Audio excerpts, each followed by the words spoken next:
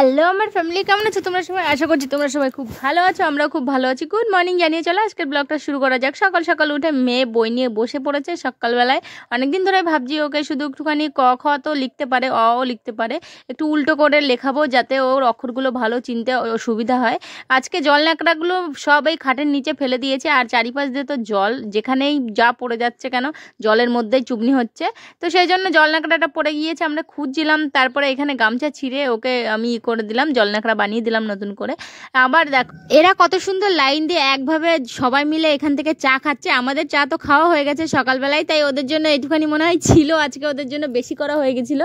তো যাই হোক, ওরা লাইন দিয়ে কত সুন্দর চা খাচ্ছে, আমাদের চা তো খাওয়া হয়েই গেছে।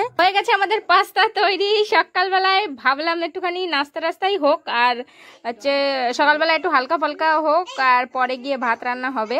আর উনুনে সবে আমার পাস্তাটা নামানো হয়েছে, তার মধ্যেই কারেন্টটা চলে গেছে একদম পুশ।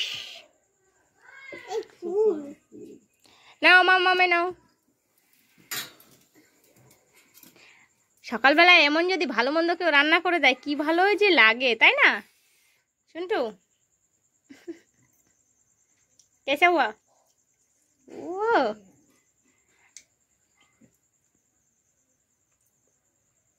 আজকে দুপুরের মেনুতে আমাদের ছিল মাছের ঝোল। ভাতটা নামিয়ে রেখে গেছিলাম মাছ ধরতে, মাছ ধরে নিয়ে আসলাম 5-6টা, এনে ঝোল রান্না করলাম, আর আলু উচ্ছে ভাজা হয়েছে। আজকে দুপুরের রান্নাতে দুটো রেসিপি আছে আমাদের।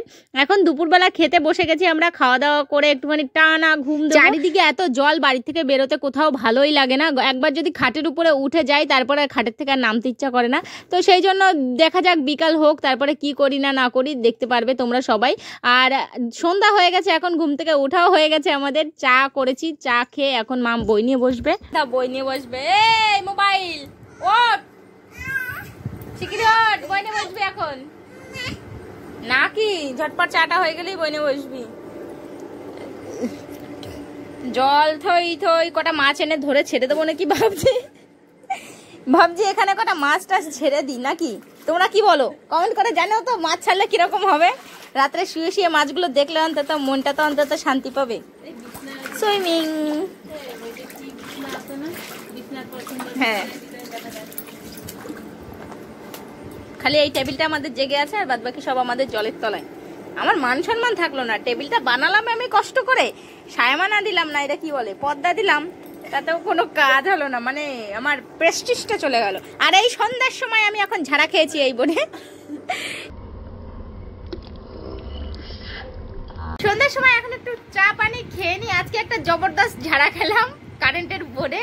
পাততলায় জল, আর বোর্ডটার যে ঘরটা গোজার সময় হাতের ওই আঙুল আমার একটা ওই তিনটে কটের মাঝখানে ঢুকে গেছিল, ওইভাবেই ঢুকিয়ে দিয়েছি, আর আঙুলে খুব জোর ঝাড়া খেয়েছি সন্ধ্যার সময়। তো যাই হোক, এখন চাটা খাই, গাটা একটুখানি গরম করে, গায়ে ভালো মতন ঝাড়া খেয়েছি আজকে। তো চলো এখন চা খাওয়া যাক। ওটা তো গ লিখলে, আমি কি বলেছি গ লিখতে? আমি তো বলেছি ছ লিখতে। ছ কিরম করে লিখতে হয়? চ, আমি কি বলেছি ছ লিখতে, চ, চর পরে কি ছ।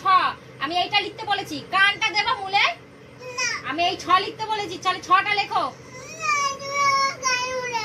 কান মুলাবো আগে, লেখ, না লিখলে কান মুলাবো।